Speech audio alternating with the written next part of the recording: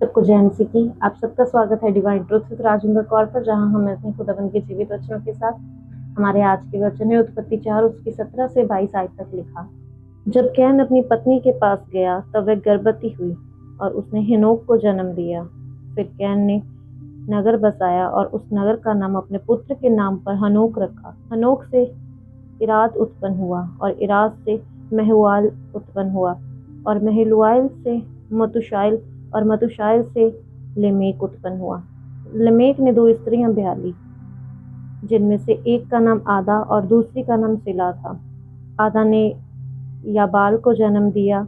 वो तंबुओं में रहना और पशुपालन इन दोनों रीतियों का प्रवर्तक हुआ। और उसके भाई का नाम योबाल था। वह वीणा और बांसुरी आदि बाजों के बजाने की सारी रीति का प्रवर्तक हुआ।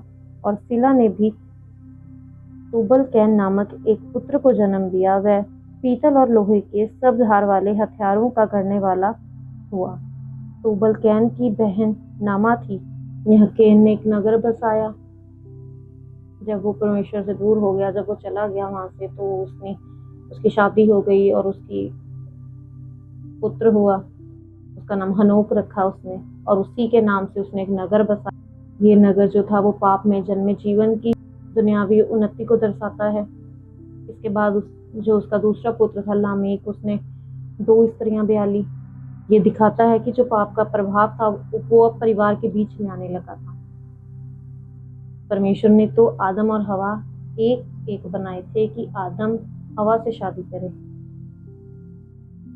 परमेश्वर ने 2 शादियां नहीं की, लेकिन यहाँ पाप की वजह से, पाप के प्रभाव की वजह से जो लामेक था उसने 2 स्त्रियां ब्याह ली, उसने 2 शादियां की। इन वचनों में हम पढ़ते हैं कि यहाँ पर कला, संगीत और जो औजारों की शुरुआत हो गई। याबाल जो था वो पशुपालन और घुमंत जीवन का जनक था वो। और जो युबाल था वो संगीत उसने शुरू किया, वो संगीत का आरंभ करता था।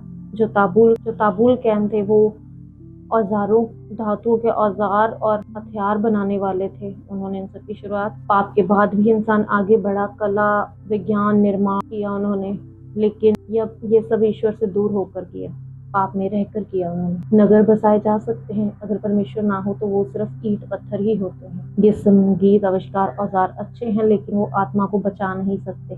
बहुविवाह, हिंसा, खुद की प्रशंसा, खुद की महिमा की शुरुआत यहीं से हुई। हम पाप में रहकर भी आगे तो बढ़ सकते हैं, लेकिन हम अपनी सही बुनियाद हम अपनी खो देते हैं और हम पाप में आगे बढ़ते जाते हैं। उसका हमें कोई फल नहीं मिलता, कोई अच्छा रिजल्ट नहीं मिलता। इसलिए अपने आप को पाप से बचा कर रखें, अपने आप को पाप से दूर रखें। यहाँ पाप के बाद भी नगर बसे, सब कुछ हुआ, पर वो परमेश्वर की उपस्थिति से दूर था, तो किसी काम का नहीं, वो व्यर्थ। जब परमेश्वर की उपस्थिति ना हो तो ये इन सब का क्या फायदा।